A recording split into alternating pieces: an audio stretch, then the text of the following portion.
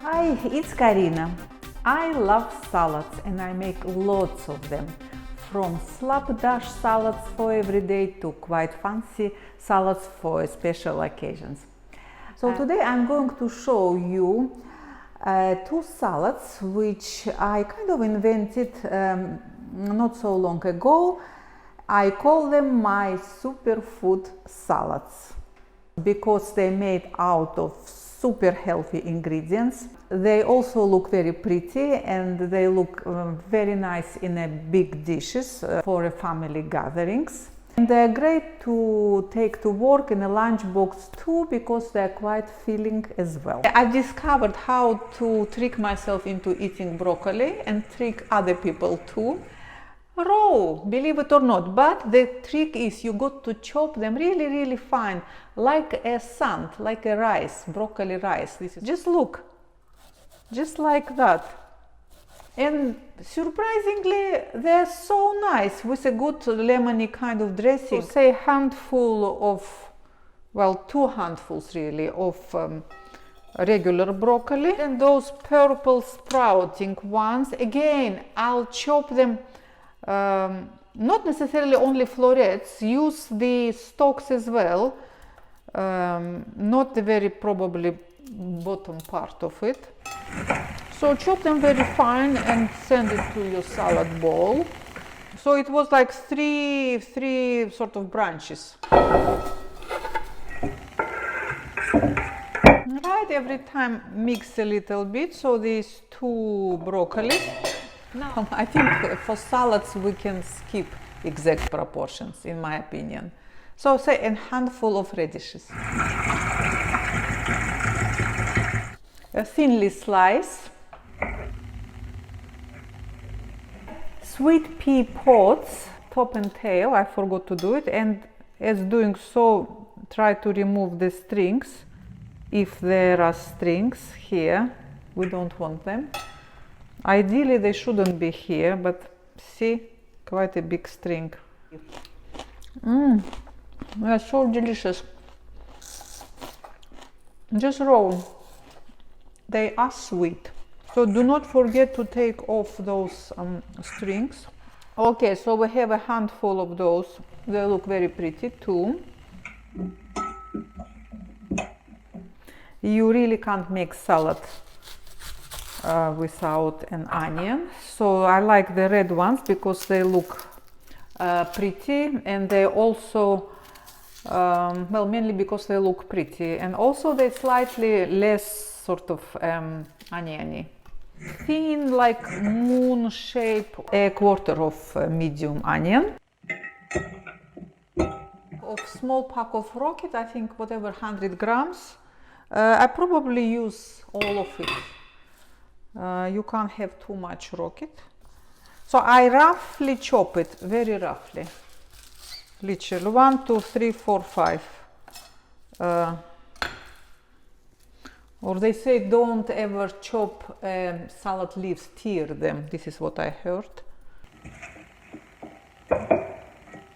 Okay, we're almost done. So pack of feta,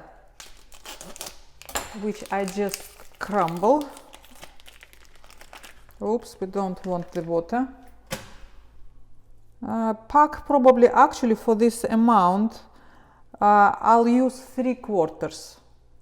I might add the last bit if I see it's not enough. I think pack is a bit too much, 3/4. All right, we're aiming for the colorful salad with combining different texture, like crispy, crunchy radishes, broccolis with kind of soft potatoes, sweet potatoes, which is gonna be a bulk of a salad. It's actually gonna be sweet potatoes, which gives a substance to it.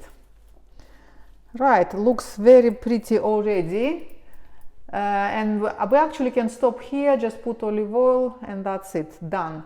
But I'd like to add some sweet potatoes. You can boil them in a small amount of water. peel and boil, or boil and then peel, probably better. But I kind of peel them and I put them in the oven, and I cooked them to the soft but not falling apart sort of stage. Spot on, so they just cooked ever so slightly al dente, because we don't want them to fall apart. And that's why we mixed everything well before adding sweet potatoes. And I even put a dressing now, give it another good mix. And then once everything is mixed and dressed, at this point I will add sweet potatoes and kind of gently sort of mix them in. But here, because we used feta cheese, definitely no salt. You can skip it, but for a little bit of extra interest, and it's very unusual for me, I must say, but I did it once and it was nice. I will add a touch of Aleppo chili flakes. They're not very hot, they're kind of hot, but not too hot, and I will add very little. I'm not friends with chili at all, so but I've done chili olive oil last time and it was nice. I don't have chili olive oil now, so I just add, and we'll see, hopefully it will be, I literally on a tip of my teaspoon I kind of sprinkle it. That's it, enough, and then olive oil aplenty. A beautiful orange color. 500 grams of cooked sweet potatoes, bite-sized chunks. It's all about presentation, isn't it? Even a simple salad, if you present it nicely, it looks, you know, special. Use a big dish with maybe a little bit of salad in the middle, nicely piled. That looks better than a lot of salad, you know, stuffed into the small dish, and it looks like it's not much of it. Let it stand for maybe half an hour, and then it will be at its best. It's crunchy and soft and green and red and orange. Right, our second salad, the star of the show, is kale. Which I discovered kale relatively recently. I've tried it a couple of times at some point years ago. I didn't like it. I didn't like it raw. I didn't like it cooked. Then I tried it in my friend's house. I learned it from my friend Penny, courtesy to her, how to deal with kale. So the way to deal with kale is to take off the rough bits, chop it, even it's salt chopped, but chop it a bit and then squeeze it. Actually, any cabbage I squeeze. I don't know why I didn't do it for kale. Squeeze it without mercy, like that. That's it. If it's sort of handled like that, it becomes much softer and perfectly edible. Right, those two lovely fat spring onions, not too small pieces again, so we can see them. Actually, before adding onions, I will squeeze some lemon on this cabbage and massage it in to make sure cabbage is covered in lemon. So massage it further with the lemon. We keep mixing as we go. So just as well that we added lemon, because avocado goes in, and lemon, we got to have lemon on avocado so it doesn't change, doesn't go brown. Right. Big piece, slightly hard, but it's good because I wanted to keep its shape. And I forgot to cook quinoa. So couscous, but no, I am using quick solution.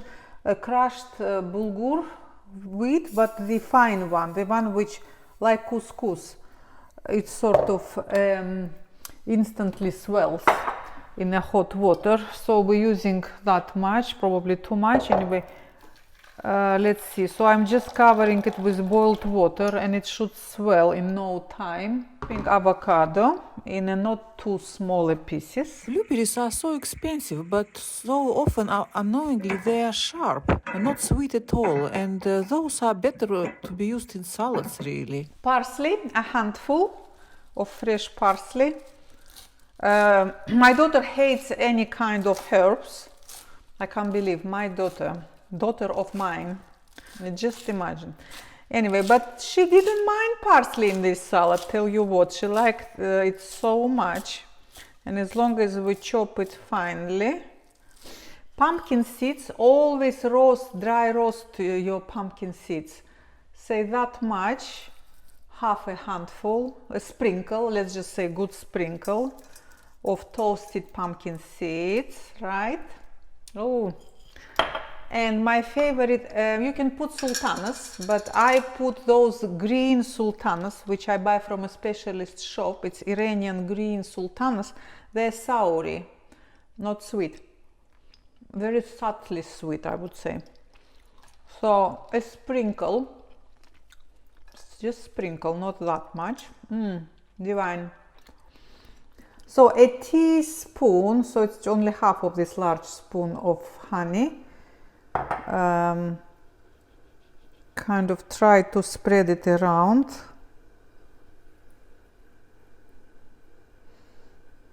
And I simply got to lick that finger. Excuse me. Olive oil, of course. We're waiting for our we're still waiting for our bulghur to soften, unfortunately. So olive oil. I don't do any salt. I just don't. It's nice as it is. So dressing is, if you remember, we put lemon, honey, olive oil. You can put other oils. Experiment with other oils, like I recommend you pumpkin seed oil or walnut oil. They're lovely. It's too much, of course, for this salad, because main ingredients this here is kale, not actually quinoa or other grain.